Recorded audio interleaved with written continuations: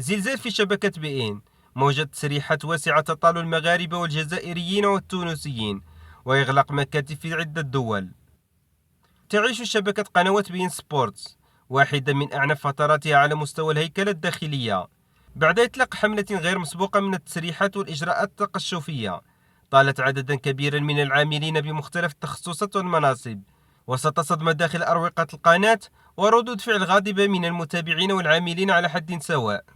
وبحسب معطيات حصرية حصلت عليها مصادرنا، فإن الشبكة القطرية باشرت تنفيذ خطة إعادة الهيكلة الشاملة، والتي تتضمن تخفيضا كبيرا في عدد العاملين وإلغاء أقسام ومكاتب، واعتماد نموذج جديد في تغطية المنافسات قوامه استوديو موحد بدلا من استوديو خاص بكل بطولة أو حدث رياضي. وتشير المعلومات المتوفرة إلى أن الجنسيات الأكثر تضررا من موجة التسريحات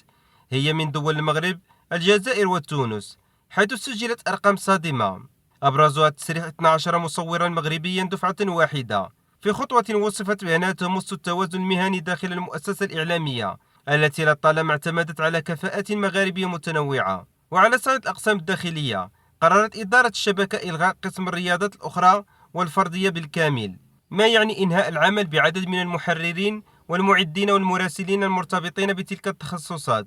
وهو ما يعكس تحولا كبيرا في سياسة القناة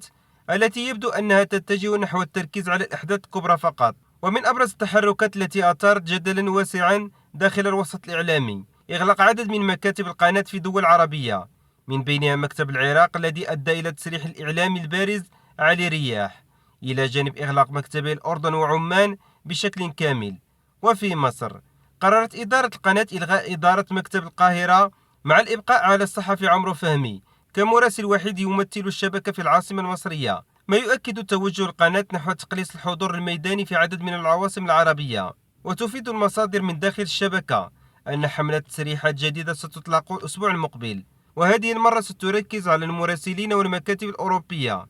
في إطار خطة أوسع لإعادة رسم هيكلة التغطية الإخبارية والميدانية في القناة. وتأتي هذه التحولات الكبرى في وقت تشهد فيه الصناعة الإعلامية الرياضية تغيرات جذرية بفعل الأزمات الاقتصادية وضغوط السوق الإعلاني، إلى جانب التحولات في أنماط المشاهدة التي تفرض على الشبكات التقليدية التكيف مع الواقع الرقمي وتخفيض النفقات التشغيلية.